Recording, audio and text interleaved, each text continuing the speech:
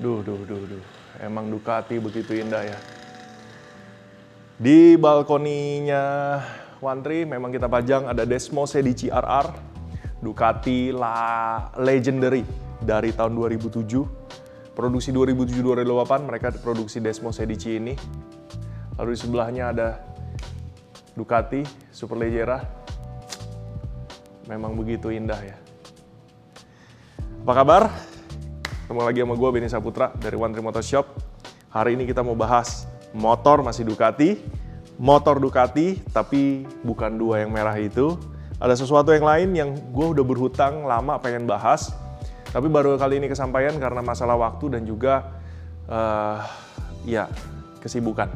Tapi ya hari ini kita tepatin janji, kita mau bahas motor yang unik itu. Sebelumnya, apa kabar kalian semua? Semoga gue doain semua sehat, baik, lancar rezeki, lancar kedamaian, ya kan? Jadi kita tahu situasi dunia mungkin tantangan demi tantangan terus bergulir. Tapi ingat, pemenang berpikir bahwa setiap tantangan kita taklukin. Pasti ada caranya, pasti ada jalannya, oke? Nah, sekarang langsung to the point aja, kita naik ke atas dan lihat. Jadi stay tune di YouTube-nya Wantri Motorshop.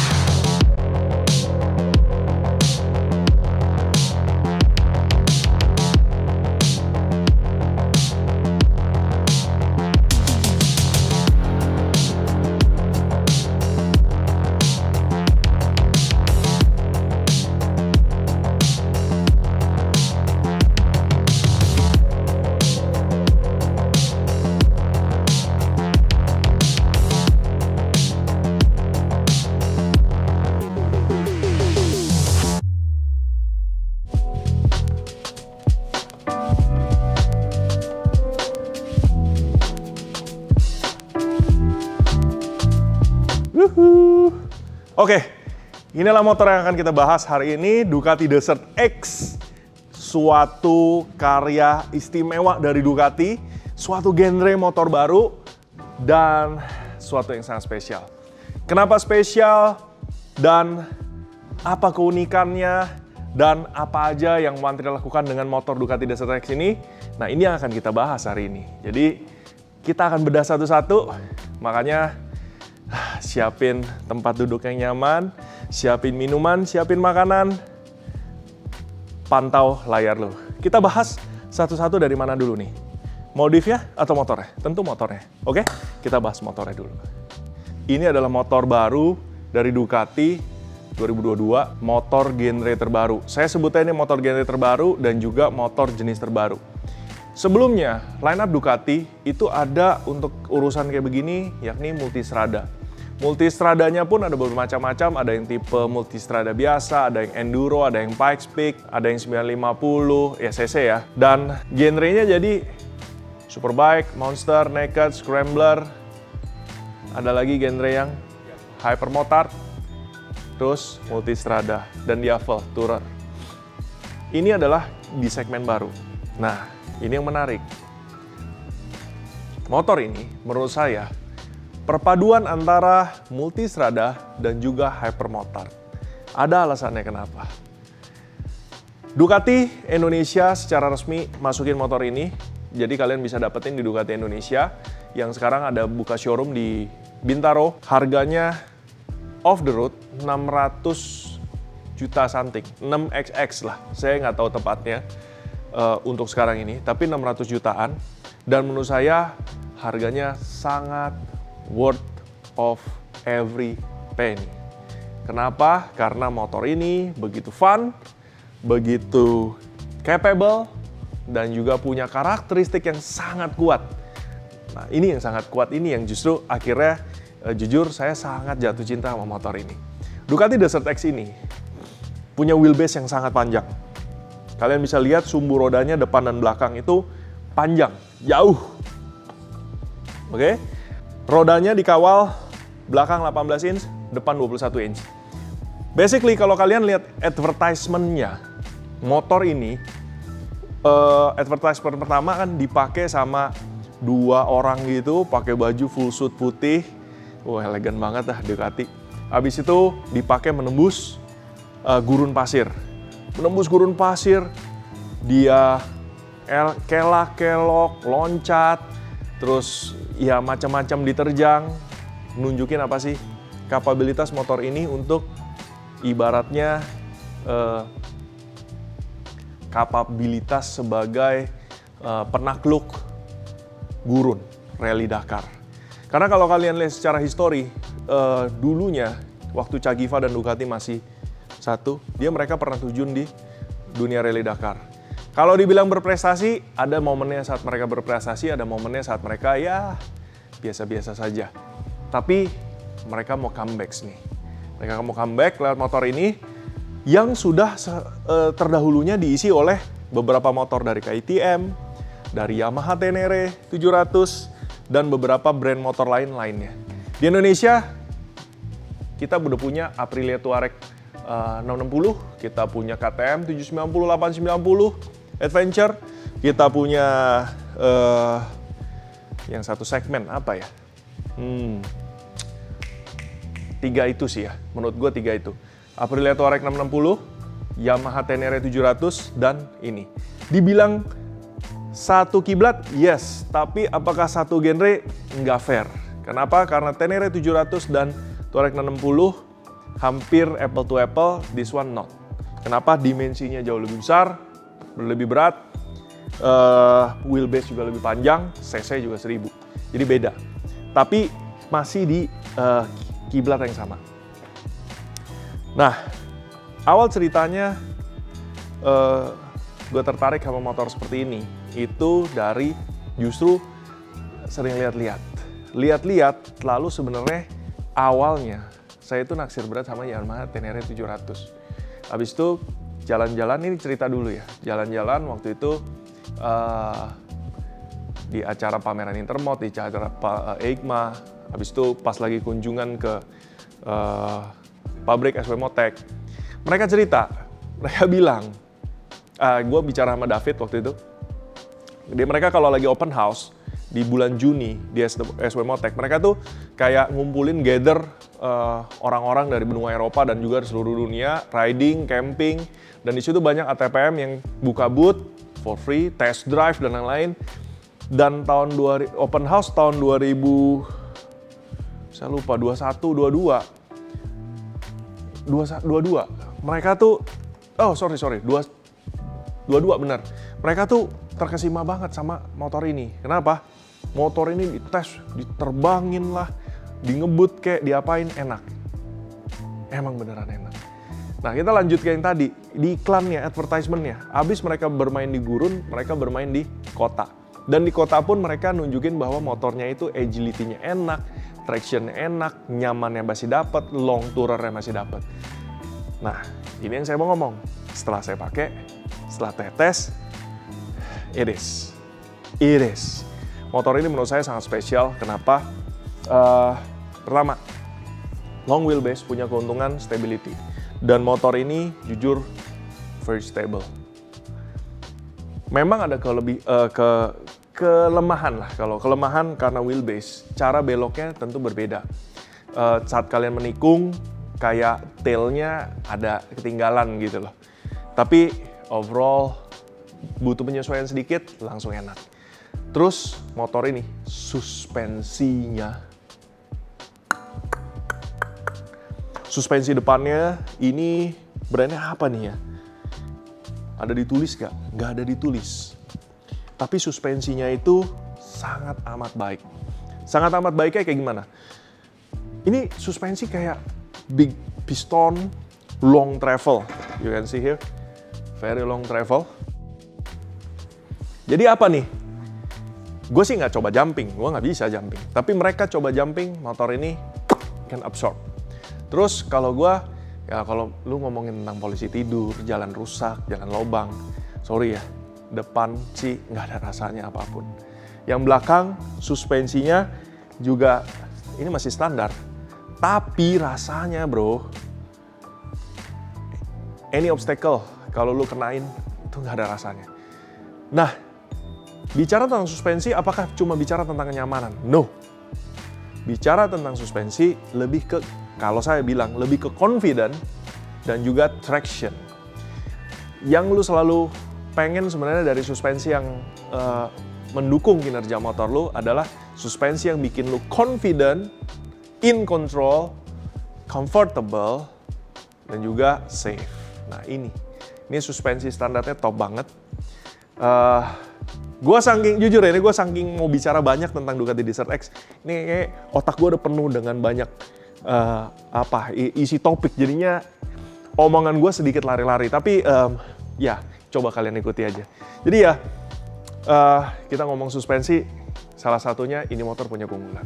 Terus dengan tenaga mesin 950 cc, power sangat cukup. Di sini di motor ini ada 4 mode berkendara, di mana semua 4 mode ini sebenarnya kalian bisa setup. Tapi 4 mode secara garis besar memberikan karakter yang berbeda-beda. Ada yang lu bisa lowered the power sampai 70 PS. Gunanya apa sih? Justru kalau lagi di tanah, mat, atau gurun, kita butuh tenaga yang nggak terlalu besar. Tapi rentangnya bisa dikontrol dan pas gitu.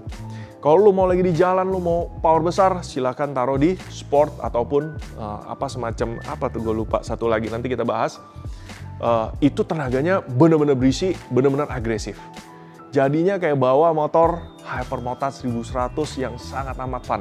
Kalian yang udah pernah punya Ducati Hypermotard 1100 Evo, wah itu. Mereka semua adalah orang yang beruntung karena merasakan motor itu, dan motor itu sungguh luar biasa, fun dan nikmat. Jadi, kalau lu ketemu ada Hypermotard 1100 Evo dijual, buru-buru caplok aja dah. Itu motor top. Jadi, bawa motor ini tuh kayak bawa motor tourer, tapi juga supermoto dikit, hypermotard dikit, dan enak. Kita bicara tenaga, kita bicara suspensi, kita bicara engine selain tenaga, kita bicara tentang karakter mesin ya, napas. Throttle-nya nggak jerky, Ducati, makanya gue selalu ngomong sama teman-teman gue, Ducati sejak 2022 bikin motor top. Mereka udah bisa menemukan ramuan yang nyaman, tapi mau agresif bisa, mau comfort, santai bisa. Ini top. Gearbox-nya juga, rasio gearnya 1, 2, 3, 4, 5, 6, nikmat. Lebih karakter ya, sesuai dengan tourer gitu ya. Jadi, napasnya bukan yang panjang-panjang, hampir merata berasanya, terus kayak nyambung banget. Gitu. Top speed, kencang. Udah coba motor ini, mau lariin 200 juga enak. Bayangin lari 200 pakai suspensi kayak begini, tenaga oke. Ini kayak lagi bawa Land Cruiser. Tenaga powerful, tapi hantem aja dah, apa yang ada, gitu loh. Ini, stabil. Ergonomi. Nah, kalau ergonomi bicara tentang masing-masing orang. Kalau saya pas, kenapa? Saya tinggi 180, berat badan nggak usah ngomongin orang loh. Emang saya tahu saya gemuk. Nggak. Berat badan 95 kilo. Dengan tinggi 180 seperti ini, motor ini masih terlihat, sepadan. Ya kan? Karena gue banyak seringkali dibilang orang, pakai motor apa lo? Ya lu kayak Donkey Kong, motornya kekecilan. Tapi kalau naik motor ini, baru katanya pas. Kita coba, mau naikin? Nah, gue naikin nih. Kalau katanya, kalau kebiasaan naik motor sport, kakinya naik duluan. Nah, kalau bawa motor tourer, nah Dah. Gitu. Tuh, lihat. Gue di atas motor ini,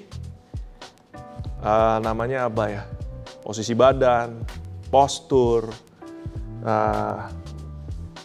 Jadi kalau lagi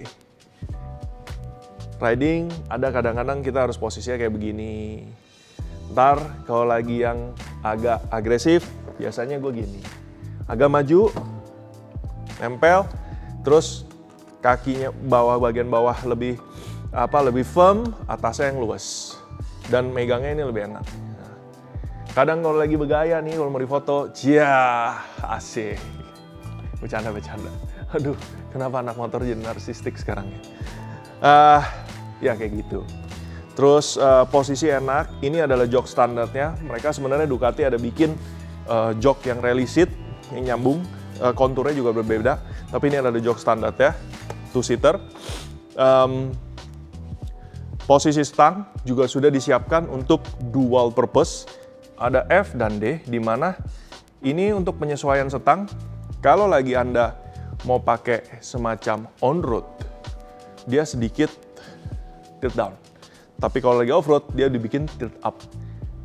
Derajat berubahnya sedikit, tapi karakter bawahnya berubah total. Jadi, stang itu megang peran penting nggak? Sangat. Balance, ergonomi, dan lain-lain. Ya kalau kalian yang suka ganti stang nggak karuan, posisi stang dirubah nggak karuan, jangan kaget kalau bawa motornya tiba-tiba tanpa sadar kayak berubah atau ada beberapa balance atau kapabilitas yang hilang. Nah, jadi penting buat kalian nyeting stang tuh pas, pakai jenis stang yang pas.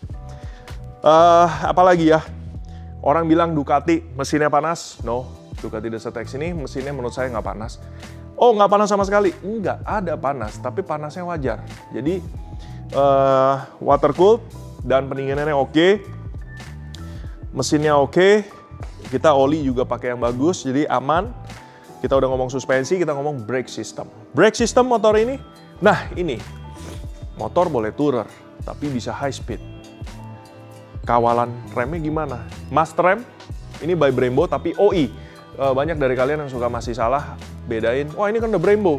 Ya, Brembo High Performance dan Brembo OE adalah dua dunia yang berbeda. Kayak lagi ngomongin Honda mobil, Honda pressure motor, Honda motor AM. Itu kayak dua dunia yang berbeda. Brembo, dua-duanya hidrolik. Terus, kalau saya bilang masternya, udah oke. Jadi, kita butuh kalau kayak gini kadang-kadang yang sedikit spongy, tapi padat.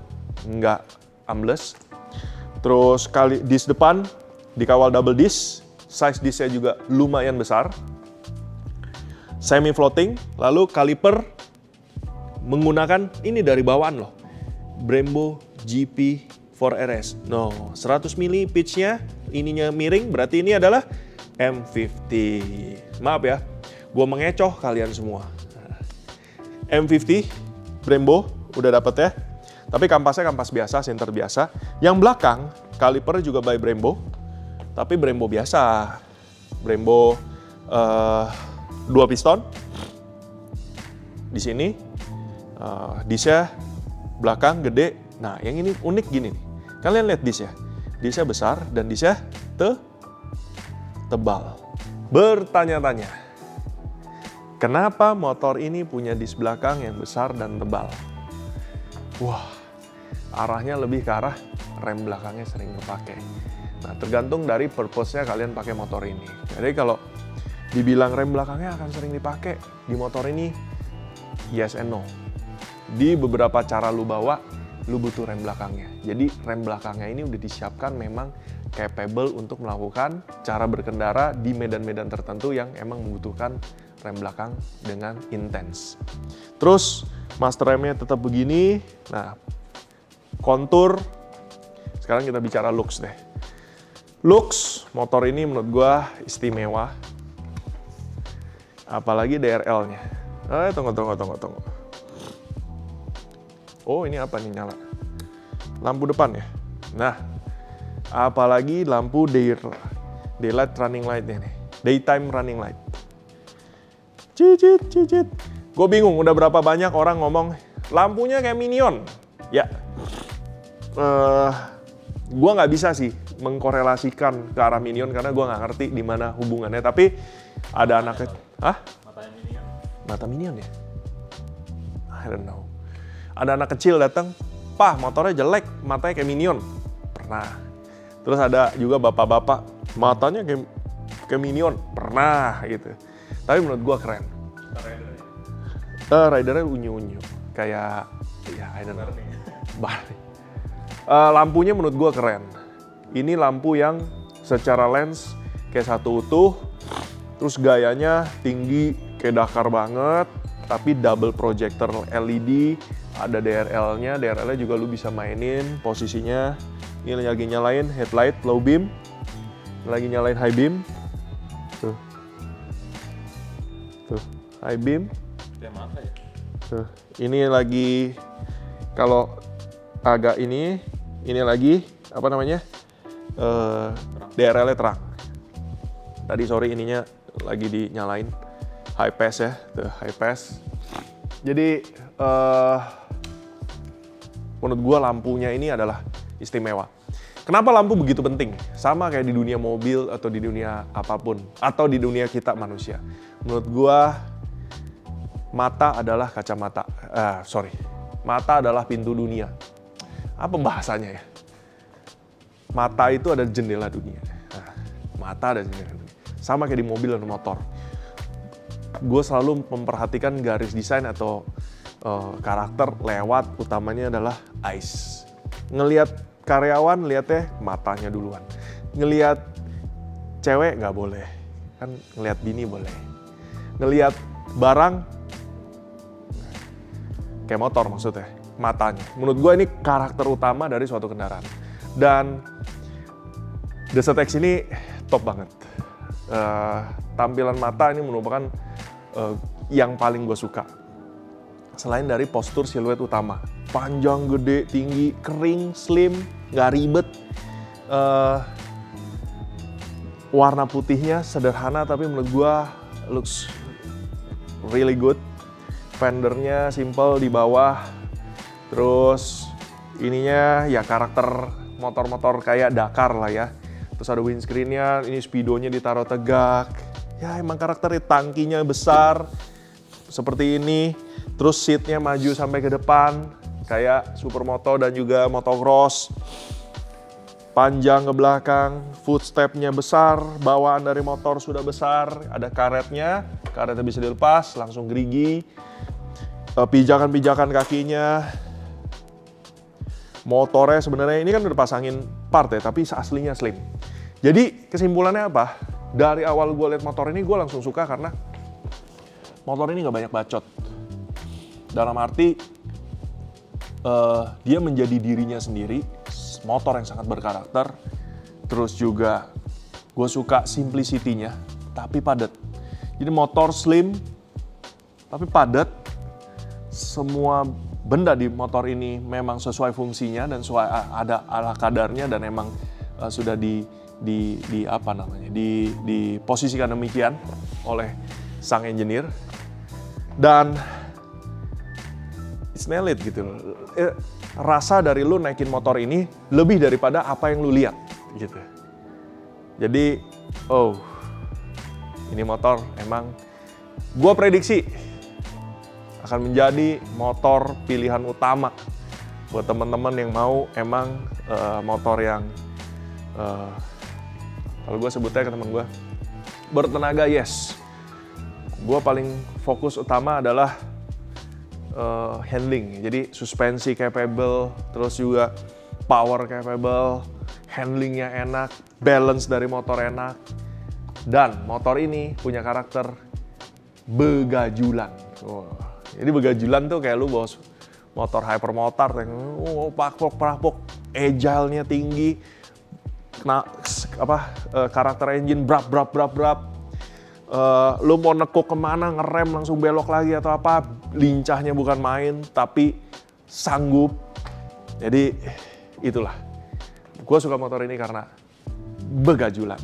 Nah, jadi itulah kenapa Ducati Desert X bisa nangkring di One Tree Motor Shop. Bukan saya di endorse Ducati, bukan karena tagline saya belakangan ini itu tadinya bercanda, semua akan Ducati pada waktunya. Jujur, itu ya bercanda, tapi ramalan iseng. Karena begini, yang saya tadi bilang 2022 ke sini Ducati itu all out banget. Di kompetisi, di brand image, secara kacamata marketing, secara kacamata effort engineering, secara kacamata championship, secara kacamata produk, business development, Ducati lagi all out. Jadi semua produk Ducati itu lagi luar biasa top. Sebut apa? Motor-motor yang mereka bikin terakhir ini, semuanya itu benar-benar terobosan. Dan memang lagi bagus. Jadi ya, karena produknya yang bernyanyi sendiri, kemarin kan cuma iseng kayak begitu. Ya, itulah kayak little push lah. Memang teman-teman dari One Tree atau One Tree Squad, ya gue hitungin untuk sekarang sih ya udah 20 orang lah. 20 orang SPK, ada yang V4, V4S, SF V4, V2, Multistrada V2, Desert X, Diavel V4, semuanya happy. Dan beberapa unit yang mereka udah pakai, semua yang udah pakai nggak ada yang bilang nggak happy. Semuanya happy to the max. Bahkan ada teman, jadi awalnya gue bilang, gue sebelum mau ngambil V4, gue naksirnya SF V4. Karena menurut gue itu udah pas banget. Ya kan? Lo mau pakai track juga bisa tuh motor. Cuma cara bawanya aja beda. Itu motor udah pol. Enggak. Oke. Nggak berapa lama, akhirnya dia tergoda. Dia beli tuh SF4. Ya. Nyampe rumah dia langsung pakai. Langsung ada testimoninya dikirim. Tahu apa? Seumur-umur dia tuh sering beli motor. Lo mau saya bayar 1000 RRR, dia mau beli R1M, dia beli S1000 RR, dia beli Moto Guzzi, banyak lagi. Tapi baru kali ini, dia bilang dan dia juga mengatakan, this bike worth for every penny. Super duper good.